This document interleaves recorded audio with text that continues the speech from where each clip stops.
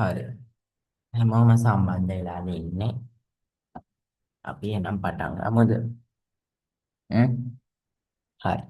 ඔන්න අපි දැන් දවස් 3-4කට පස්සේ තමා ආයිත් හම්බෙන්නේ. මොකද අපිට ගිය සතියේ කරන්න බැරි වුණා ප්‍රශ්න සාකච්ඡා. එතකොට ගිය සතියේ 25 වෙනිදාට නෑ 24, 25, 26 කියන දවස් තුනට ඉදිච්ච ප්‍රශ්න තුන අපිට සාකච්ඡා කරගන්න බැරි වුණා. මොකද වගේ අර කැම්පස් එකේ තිබ්බ වැඩ වගේක් හින්දා. එතකොට ඒ ප්‍රශ්න ටික තමා දැන් අද සාකච්ඡා කරන්නේ. අද සාකච්ඡා කරන්නේ එතකොට 24 වෙනිදාට නියමිත ප්‍රශ්නේ. මම මේ ටිකේ ඕගලන්ට පිළිතුරු ටික ඇහුවා. ඒත් අර සමහරක් කට්ටිය ඉන්නවා නේද තේරෙන්නේ නැහැ නේද? ඒ කට්ටියටත් එක්ක තමයි මම අද මේ ඩිස්කෂන් එක දැම්මේ. එතකොට අද සාකච්ඡා කරන 24 වෙනිදාට නියමිත ගණන්. ඒකට හෙට සාකච්ඡා කරන 25 වෙනිදා නියමිත ගණන්. අනිද්දා සාකච්ඡා කරන 26 වෙනිදා නියමිත ගණන්. ඒතර මේ සතියේට කිසිම අර මම PDF වශයෙන් දාලා ප්‍රශ්න කරනවානේ. එතකොට මේ සතියේට ප්‍රශ්න යෙදෙන්නේ නැහැ. PDF සතිය ප්‍රශ්න තමයි මේ සතිය සාකච්ඡා කරන්නේ. එතකොට හෙට ඔයගලන්ට විභාග තියෙනවා monthly set test එක. එතකොට ඒකට හැමෝම මුහුණ දෙන්න. අපි එක එක දෙක තුන තෝරනවා. ඒ වගේම අපි එක එක බලමු කොහොමද ඔයගොල්ලෝගේ මට්ටම කියලා. හරිද? එතකොට ඔයගොල්ලෝ හැමෝම ඒක කරන්න. මොකද ඒක මාසෙට එකපාරයි නේද? ප්‍රශ්න 10ම ටිකනේ කරන්නේ. මම ඔක්කොම විස්තර ටික ඔයගොල්ලන්ට දාලා ඇත්තේ. හරිද? එතකොට ඒ ටික තමයි කියන්න තියෙන්නේ. හරි. අද ප්‍රශ්න ටිකට යමු. එතකොට බලන්න අද ප්‍රශ්නේ 24 වෙනිදා නියමිත ප්‍රශ්නේ තරංගායාමයේ නැනෝමීටර් 400 වන ලේසර් කියන වර්ගයක් පිළිබඳව සලකන්න. මේ අධෝරික්තක හෝ පාරජම්බුල යන විද්‍යුත් චුම්බක වර්ණාවලිය කුමන ප්‍රදේශයකට අයත් වේදයි සඳහන් කරන්න. හරි. මේක ඔයගොල්ලෝ මේ ප්‍රශ්නේ පොඩ්ඩක් හදාගන්න. මෙය අදෝරක්ත හෝ පාරජම්බුල හෝ එතනට පොඩි කෑල්ලක් අඩුයි මට හිතෙන්නේ. ඔව්. ඔව්. එතන අදෝරක්ත හෝ පාරජම්බුල කියන එක කපන්න. මෙතන ඒ කපන්න. හරි. ඒ කැපුවාම මෙය විද්‍යුත් චුම්බක වර්ණාවලිය කුමන ප්‍රදේශයකට ඈත් වේද සඳහන් කරයි. මොකද මේ ප්‍රශ්නේ පොඩි අඩුපාඩුවක් තිබ්බා. මම ඒක උත්තරේ දාලා තිබ්බා. එතකොට ඒකේ ඕගොල්ලෝ අදෝරක්ත හෝ පාරජම්බුල කියන වචන දෙක කපන්න. එතකොට ප්‍රශ්නේ උත්තරේ එනවා නැත්නම් උත්තරයක් එන්නේ නැහැ. හරිද? හරි. එහෙනම් අපි බෝඩ් එකට යන්න මේක බලන්න.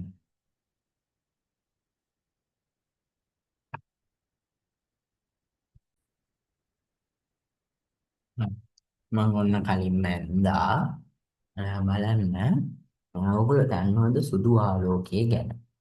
සුදු ආලෝකය. සුදු ආලෝකය කියන්නේ මොනවද? ඔව් මේ සාමාන්‍ය අපි ලයිට් එකක් දැම්මම එන ආලෝකය නැත්තම් හිරු එළියෙන් එන ආලෝකය තමයි අපි සුදු ආලෝකය කියලා සාමාන්‍යයෙන් සලකන්නේ. සුදු ආලෝකය ඔයගොල්ලෝ දන්නවද වර්ණ 7කින් එකතු වෙන්නේ කියලා? හ්ම්. වර්ණ 7ක් එකතු වෙලා හැදෙන්නේ කියලා දන්නවද සුදු ආලෝකය? අන්න හරි දන්නවා කට්ටිය දන්නවා. එතකොට ඒකට උදාහරණයක් මට කියන්න. අන්න හරි. වහින වෙලාවට දේදුණු ඇති වෙනවා. ඒ කියන්නේ වහින වෙලාවට අර ජල බිඳු හරහා ආලෝකය ගමන් කරනකොට ඒ ආලෝකය විභේදනය වෙනවා. එතකොට පාට හතකට වෙන් වෙලා පේනවා. හරිද? එතකොට පාට හත තමයි අපිට දේදුන්නේ වර්ණ ලෙස පේන්නේ. හරි. මම මෙතන ලියලා තියෙනවා පාට හත බලන්න. මෙතන රතු, තැඹිලි, කහ, කොළ, නිල්, ඉන්දිගෝ දම්. මොනවද පාට හත? රතු, තැඹිලි, කහ, කොළ, නිල්, ඉන්දිගෝ දම්. හරිද? දන්නේ නැති කට්ටිය ලියා ගන්න. රතු, තැඹිලි, කහ, කොළ, නිල්, ඉන්දිගෝ දම්. හරිද? ඕක තමා පාට හත. එතකොට ඒකට අදාළ නැනෝමීටර් ගාණක් තියෙනවා. හරිද? මේක මට හිතෙන ක්ලාස් වල කරලා ඇති. සමහර ක්ලාස් වල කරලා නැතුව ඇති. මොකද මේ ටික පොඩ්ඩක් අමාරුයි. අමාරුයින්ද සමහර ක්ලාසස් වල මේවා කරන්නේ නැහැ. ඉන්න පොඩ්ඩක් ස්කිප් කරලා මේ යනවා. ඊට පස්සේ විභාගයට ආවට පස්සේ ලියා ගන්න බෑ ප්‍රශ්න වලට. එහෙනම් මේක ඔයගොල්ලෝ දන්නේ නැති කට්ටිය ලියා ගන්න රතු ආලෝකයේ නැනෝමීටර් 700යි. එතකොට නිල් ආලෝකයේ නැනෝමීටර් 400යි. එතකොට මේ ඉතුරු වර්ණ ටික දෝලණය වෙන්නේ මේ නැනෝමීටර් 700ත් 400ත් අතර. හරිද? මම මේක විද්‍යුත් චුම්බක වර්ණාවලියකට දාලා තියෙනවා බලන්න. මේකම මේ මුළු වර්ණාවලියම සුදු පාට කියලා ගත්තොත් මේක රතු. රතු තැඹිලි කහ කොළ නිල් ඉන්දිකෝ දා බලන්න මේ ඉරිවල පරතරය එන්න එන්න අඩු වෙනවා. ඉරිවල පරතරය එන්න එන්න අඩු වෙනවා. හරිද? ඉරිවල පරතරය එන්න එන්න අඩු වෙනවා. ඇයි එහෙම අඩු වෙන්නේ? වර්ණාවලිය ඉගෙනගෙන තියෙනව නේද? අන්න හරි. කට්ටිය උත්තර දානවා. දැන් උත්තර දාන්න නැති අයත් දැන් උත්තර දාන අය දිහා බලලවත් උත්තර දාන්න ගන්න. හරිද? chat එකට දාන්න. එතකොට වර්ණාවලියේ මේ පැත්තට තරංගායාමය අඩු වෙනවා.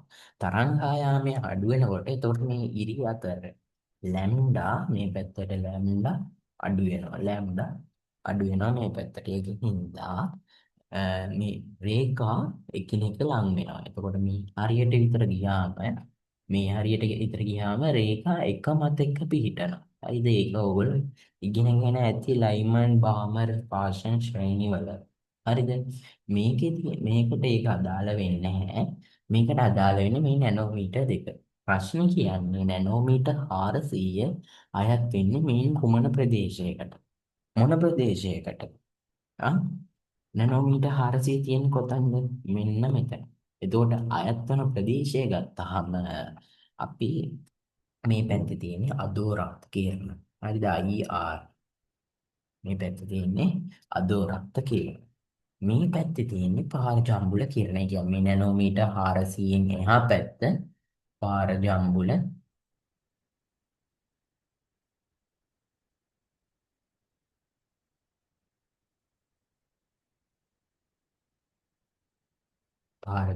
කිරණ. හරිද? නැනෝමීටර් 400න් එහා තියෙන්නේ පාරජම්බුල කිරණ.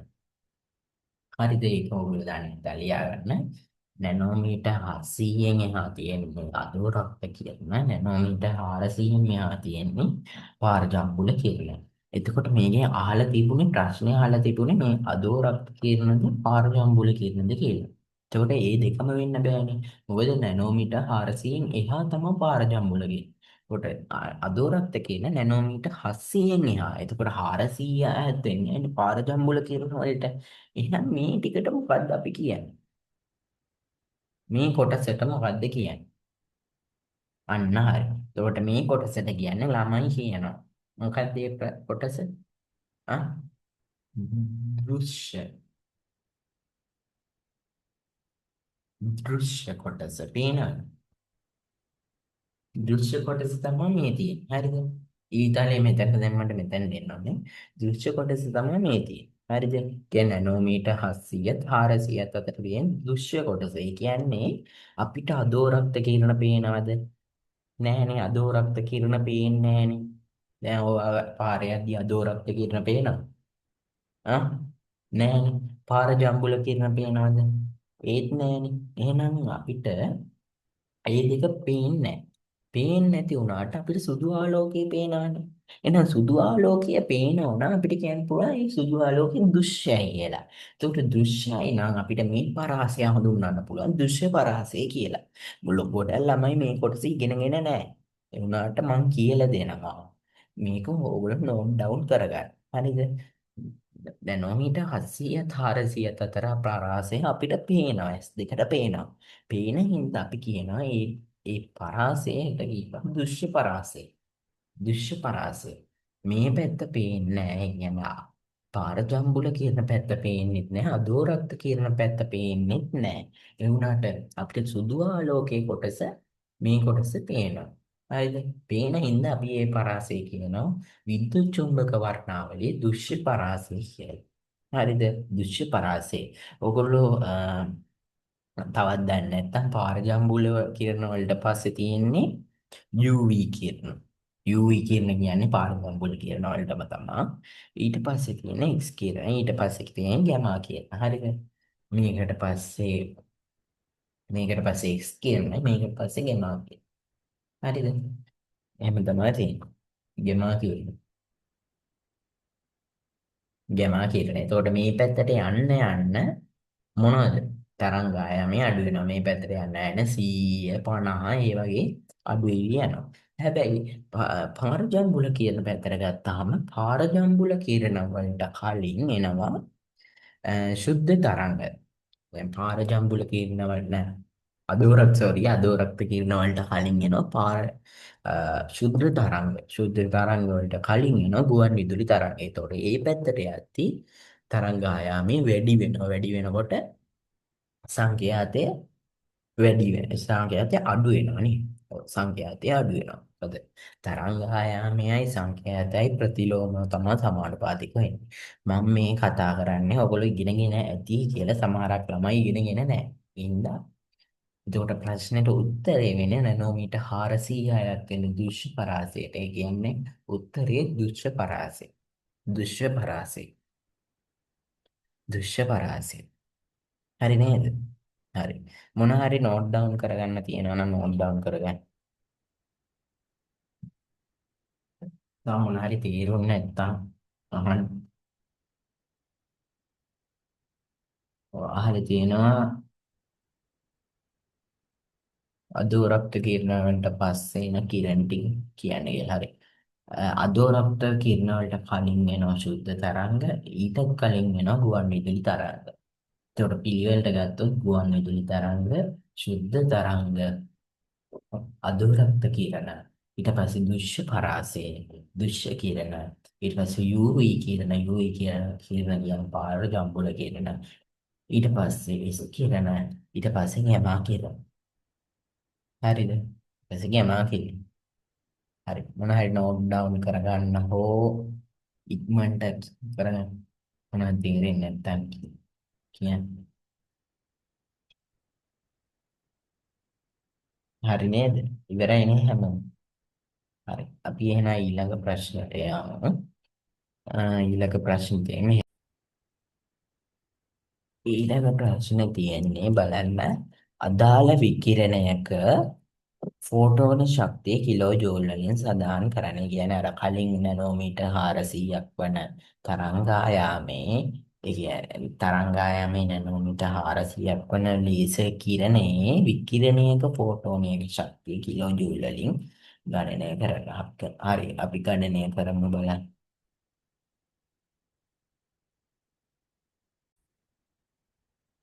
මේක කියන්නේ නැනෝමීටර් 400ක් වන කිරණයක ශක්තිය කියන්නේ මේ කිරණයේ ෆෝටෝනයක් ගත්තොත් ෆෝටෝනයක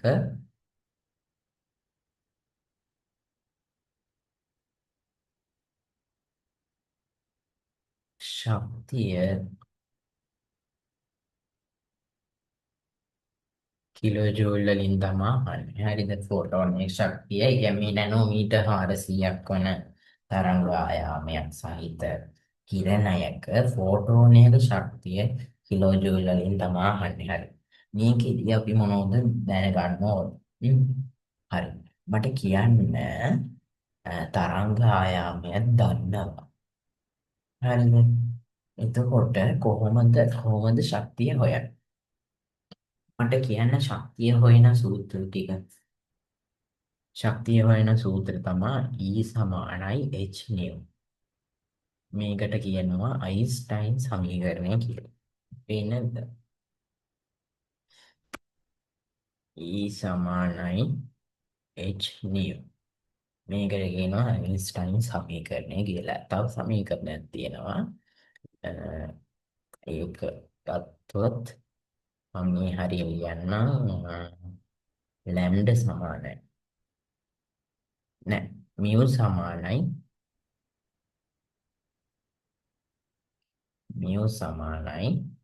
h ලැම්ඩා h බෙදීම ලැම්ඩා පොඩ්ඩක් කිව්වා හරි CH ලැම්ඩා මේ C බෙදීම ලැම්ඩා හරිද? C බෙදීම ලැම්ඩා කියන්නේ ආලෝක ප්‍රවේගය බෙදීම තරංග ආයාමය mu සමානයි C බෙදීම ලැම්ඩා. මේ සමීකරණ දෙකේ එකතුවක් ලෙස මම මේක මකන්නම්. හරිද? එතකොට E සමානයි H nu mu සමානයි C බෙදීම ලැම්ඩා. මේ පළවෙනි සමීකරණය මේ දෙවෙනි සමීකරණය මේ සමීකරණ දෙකේ එකතුවක් විදිහට අපිට කියනවා E සමානයි HC ලැම්ඩා. ඒ කියන්නේ මේ mu මෙතනට ආදේශ කරනවා. මේ mu මෙතනට ආදේශ කරාම මේ සමීකරණය ලැබෙනවා. CHE සමානයි E සමානයි H බෙදී E සමානයි HC ලැම්ඩා HC ලැම්ඩා. එතකොට අපිට සමීකරණය මේ සමීකරණය සහ මේ සමීකරණය. එතකොට අයින්ස්ටයින් සමීකරණය ඔයගොල්ලෝගේ සම්පත් පොතේ දීලා නැහැ. එතකොට අදාළ වෙන්නේ අපිට සිලබස් එකට අදාළ වෙන්නේ මේ සමීකරණ දෙක. mu සමානයි C බෙදීම ලැම්ඩා E සමානයි HC ලැම්ඩා.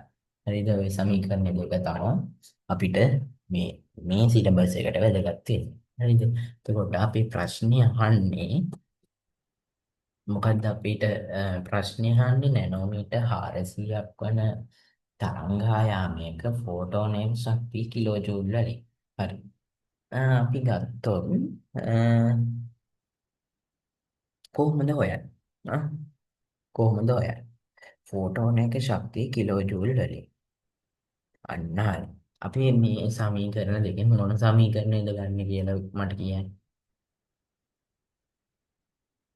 මේ සමීකරණ දෙකෙන් මොන සමීකරණයද ගන්න කියලා මට කියන්න. මේ සමීකරණ දෙක මේ දෙක තමයි සිලබස් එකට දීලා තියෙන්නේ. මේ සමීකරණ දෙකෙන් අපිට ගන්න ඉන්නේ ශක්තිය නැහල් තියෙන්නේ. එතකොට ශක්තිය කියන්නේ E. ශක්තිය කියන්නේ E. එතකොට අපිට ගන්න වෙන්නේ මේ සමීකරණ. හරි. මේ සමීකරණය අරගෙන ගාන හැදුවොත් E සමානයි HC ලැම්ඩා. හරිද? මේ ගානේ දීලා තියෙනවා H කීයද? H කියන්නේ ප්ලාන්ක් නියතය. ප්ලාන්ක් නියතය කීයද? ප්ලාන්ක් නියතය කීයද? ආ ප්ලාන්ක් නියතය කීයද? 6.6 දශම කීයද? 6.2 10 කීවෙනි බලයේද? 10 34 වෙනි බලය. ඍණ 34 වෙනි බලය. ඉඩමදිනේ මම මෙහාම කියන්නේ. පොට් එක බොස් මෙහා අතින් ගත්තොත් 6.6 නෑ. ඔව් 6.6 වැඩි කිරීම 10 ඍණ 34 වෙනි බලය. හරිද? ඊට පස්සේ මේ ප්ලාන්ක් නියතය. C කියන්නේ ආලෝකයේ ප්‍රවේගය. ආලෝකයේ ප්‍රවේගය කීයද? 3 වැඩි කිරීම 10 8. 3 වැඩි කිරීම 10 8. ලැම්ඩා කීයද? ලැම්ඩා කියන්නේ තරංගායමය. තරංගායමය කීයද? 400. 400 නැනෝමීටර්. හරි. සාමාන්‍යයෙන් අපි නැනෝමීටර් තීඩි ගාන හදන්නේ අපි මීටර කරගන්නවා. මීටර කරගන්න නැනෝමීටර් එකක් කීයද? මීටර. නැනෝමීටර් එකක් කීයද මීටර? 10 ඍණ 9. 10 ඍණ 9. මොකද කරනවා 10 ඍණ 9යි. එතකොට මේක මීටර වෙනවා. හරිද? මේක සුළු කරන්න තියෙන්නේ. වැඩි දෙයක් නෑ. මේක සුළු කරන්න තියෙන්නේ. මේක සුළු කරාම එනවා 6.626 3න් ගුණ කරාම කීයද? ඔව් 3න් ගුණ කරාම එනවා 19 දශම කීයද? ඈ අපු අය 7යි 8යි 8 8යි 7යි 8 19.8යි 7යි 8 ගුණ කරනවා 10 ඍණ 34ට 10 ඍණ 8ක් ගියාම කීයද? 10 ඍණ 34න් 8ක් ගියාම 10 ඍණ 24යි. 10 ඍණ 24යි. එතකොට මේ 10 ඍණ බලය උඩට එනවා 10 ධන බලය ධන 9ක් විදියට. එතකොට ඒක එතකොට 400 මෙතනම තියෙනවා. පේන්නේ දැන් පේනවනේ. හරි. එතකොට 19.8යි 7යි 8 වැඩි කරන. එතකොට මෙතන සුළු වෙනවා 19.8යි 7යි 8 400න් බෙදුවහම කීයද? ආ අන්න 19.8යි 7යි 8 400න් බෙදුවහම මෙහිමයි උත්තරේ එන්නේ. එතකොට 4.9යි 6යි 9 ගුණ කරනවා 10 ඍණ 24. 10 ඍණ 24ට 10 ඍණ 9ක් අඩු කරාම කීයද? ආ 10 ඍණ 24න් 10 ඍණ 9ක් අඩු කරාම කීයද? ආ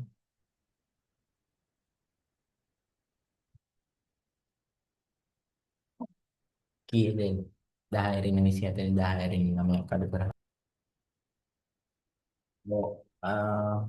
ඔව් මෙතන 26 එන්නේ හොඳේ 24 නෙමෙයි 26 මොකද 26 හරි ඒක 10 රින් 26 ඒක අඩු නම් මෙතන එනවා 10 රින් 22ක් 10 රින් 22ක් එනවා හරිද ඒක නේද උත්තරය එතකොට මේක ආසන්නයේට වහන 4.9යි 7 10 රින් 22යි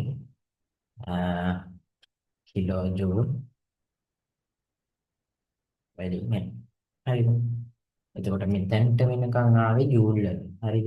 එතකොට මෙතන 10 රින 3න් වැඩි කරා කියලා. එතකොට 10 රින 3න් වැඩි කරාම 10 රින 22 ආවා. එතකොට මේ උත්තරේනේ කිලෝ ජූල් වලින්. කිලෝ ජූල් වලින්. හරිද? හරි. ලියා ගන්න තියෙනවා නම් ලියා ගන්න.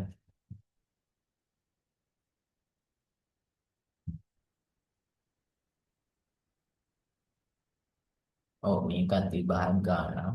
එක්තරා කෙනෙක්ගේ පේපර් එකක විභාග ගන්න. හරිද? ඉවරද? හරි. අපි ඊළඟ ප්‍රශ්නට යමු බලන්න. ඊළඟ ප්‍රශ්න තියෙන්නේ මෙම ෆෝටෝන මවුලයක ශක්තිය කිලෝ ජූල් මවුලයට කොපමණද? හරි. අපි ගත්තේ කිලෝ ජූල් වල. නේද? උත්තරේ ගත්තේ කිලෝ ජූල් වලින්. ඒක අපිට කිලෝ ජූල් මවුලයට පත් කරන්න කියලා තියෙනවා. එතකොට මෙතන අපිට දීලා තියෙන්නේ කිලෝ ජූල් නේද? කිලෝ ජූල්නේ උත්තරයට ඒක කිලෝ ජූල් මවුලයට බවට පත් කරන්න කියලා තමයි කියන්නේ. හරිද? එතකොට ඒක පත් කරොත් මේක ලියාගෙන ඉවරයි නේද? මම අහන්න. හරිද? එතකොට මේක මම කරනවා. එතකොට අර උත්තරේම යන්නේ 4.9 කීයදාවේ කීයදාවේ 4.9 ගුණ කරනවා 10 රින 22කින් කිලෝ ජූල් මේක කිලෝ ජූල් මවුලයට කරන්න නම් අවගාඩ්‍රෝ නියතෙන් බෙදන්න ඕනේ 6.02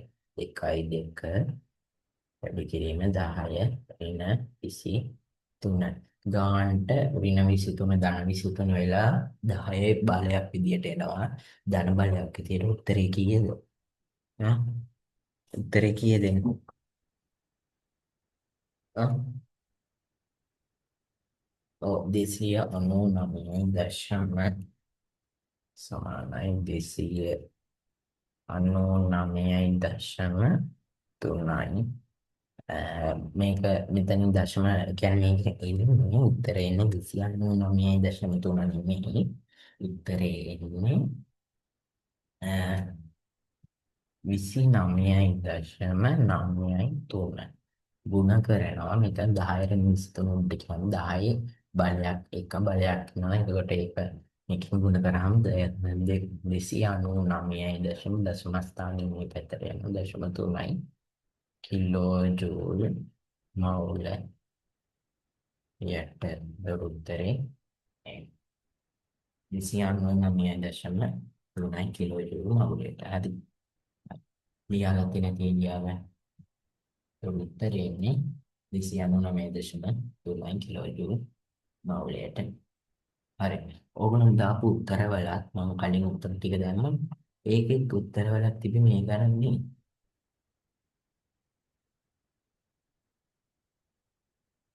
මේ ගණන්නේ තිබ්බේ.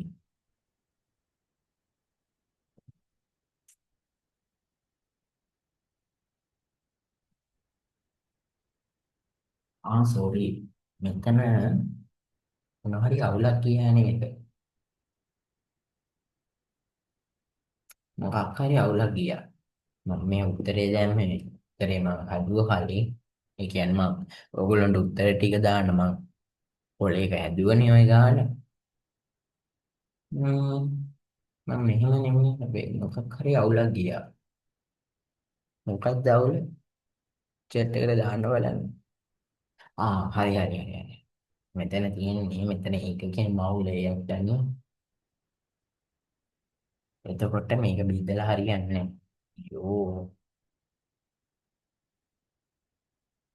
මේක එතකොට උත්තරේ හරි 4.9 කීයදයි 9.7 ගුණ කරනවා 6.02 අයියෝ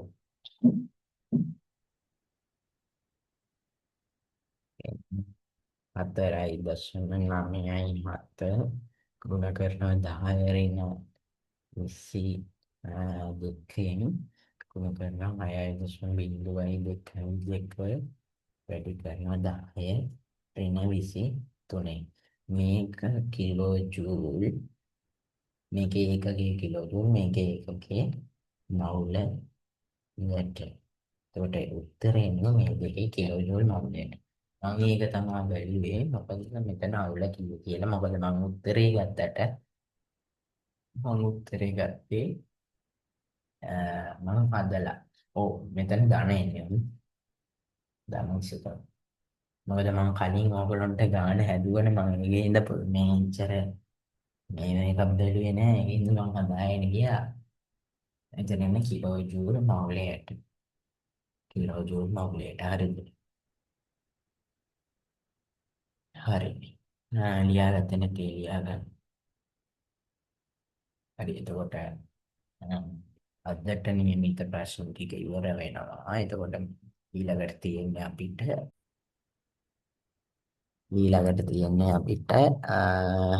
හෙට හෙට තියෙන ප්‍රශ්න දී සාකච්ඡා කරන්න. එතකොට හෙට ප්‍රශ්න සාකච්ඡා කරන්න කියන්නේ 25 වෙනිදා නියමිත ප්‍රශ්න ටික. එතකොට අදට නියමිත ප්‍රශ්න ටික අපි සාකච්ඡා කරලා අවසන් වුණා. එක ළමෙක් දාලා තියෙනවා මේකේ සුළු කිරීම් ටික ගෲප් එකට දාන්න පුළුවන්ද කියලා. හරි මම දාන්නම්. මම ඔයගොල්ලන්ට උත්තර ටික දැම්මත් මම සුළු කිරීම් ටික දාලා තිබුණේ නෑනේ. ඒ ටික මම සුළු කිරීම් එක්කම දාන්නම්. එතකොට ගෲප් එකට දාන්නම්. එහෙනම් අපි හෙට ආයි සම්බන්ධ වෙමු. 25 වෙනි ගණන් ටික කරන්න ඕගොල්ලෝ. හෙට අපි ඒ ටික සාකච්ඡා කරමු. හරි එහෙනම් හැමෝටම සුබ රාත්‍රිය.